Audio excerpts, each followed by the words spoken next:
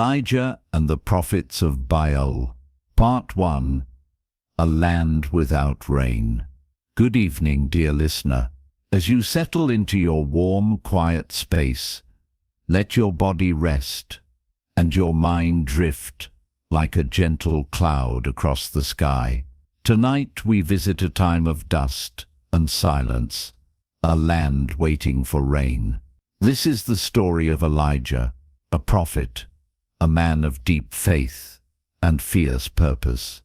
But it begins not with fire, not with shouting, but with waiting. The land of Israel was ruled by a king named Ahab. He was strong, but he had turned away. He followed Baal, a false god of storms and rain.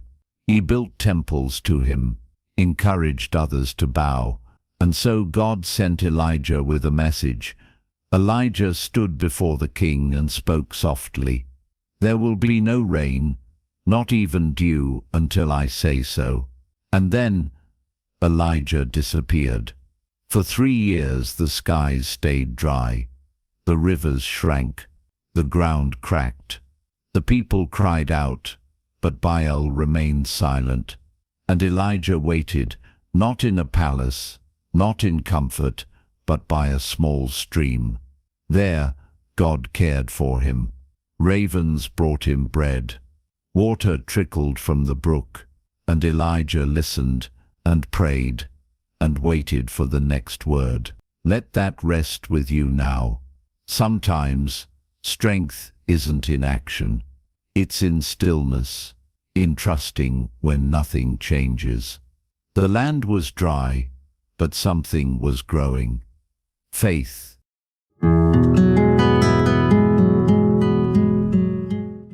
Part 2. The Call to Mount Carmel. 3 years passed. The sun beat down. Day after day, the land thirsted. And still, no rain came.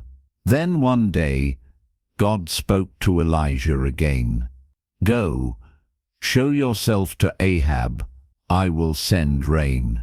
So Elijah rose, dusted off his cloak, and walked back into the heart of the drought. King Ahab had been searching for him, blaming him for the dry skies. But Elijah was not afraid. When they met, Ahab called out, "Is that you, you troubler of Israel?" And Elijah, calm, replied, "I have not troubled Israel, but you have, by turning away." Then Elijah gave a challenge. "Gather all the people, bring the prophets of Baal, 450 of them, to Mount Carmel. There we will see whose God answers." The people came. From towns, from fields, they climbed the mountain, looking for answers, for truth, for something real. The sky above was still empty, but something was about to change. Let that settle gently in your heart. Sometimes truth waits quietly until it is time to stand. Elijah was not just a man, he was a voice, a reminder that faith can move mountains and silence false hopes.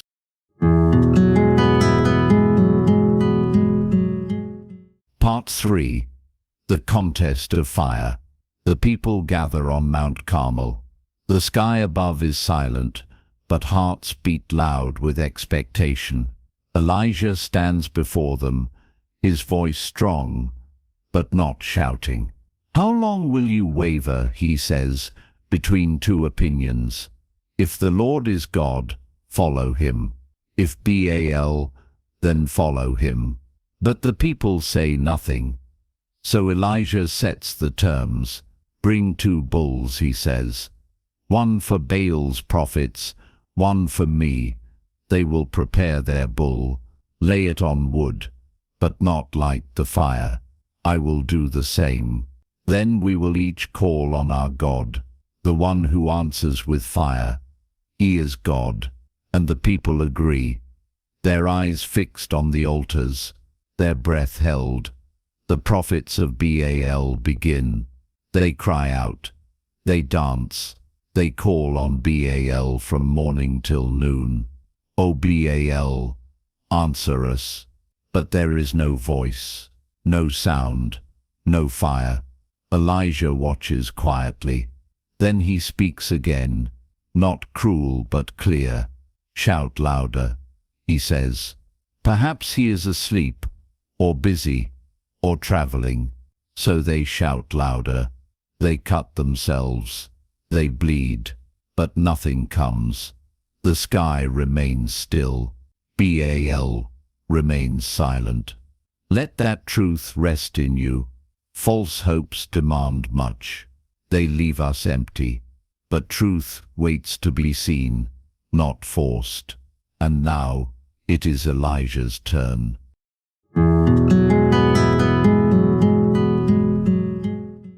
Part 4. Fire from Heaven. Now it is Elijah's turn. The mountain grows quiet. The people stand still. Even the wind seems to pause. Elijah steps forward. He rebuilds the altar of the Lord. Stone by stone, 12 stones, one for each tribe of Israel. He lays the wood, places the bull on top. But then he does something unexpected.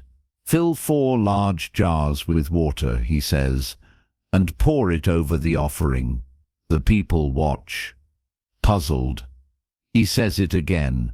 Do it a second time, and then do it a third time. Water runs down the altar.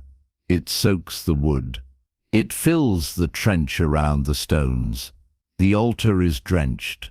Impossible to light. But Elijah isn't trying to impress. He's showing them something deeper. He steps close, lifts his eyes, and prays.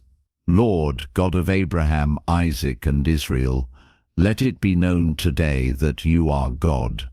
Answer me, Lord, so these people will know that you are turning their hearts back again. A pause, a breath, and then fire falls. Not from flint, not from man, from heaven. It consumes the offering, the wood, the stones, even the water in the trench. All gone in a flash of light, and the people they fall face down. The Lord, He is God. They cry, the Lord, He is God. Let that truth glow in you. Sometimes when all seems lost, when the fire won't come, when hearts are dry, God shows up, not always in thunder, but always in power, always in love.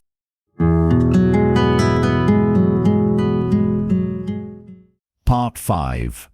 Rain after fire. The fire has fallen. The altar is gone. But something else is coming. Rain. For 3 years the sky gave nothing. No drops, no dew. But now Elijah knows. He speaks to Ahab, "Go, eat and drink, for there is the sound of heavy rain."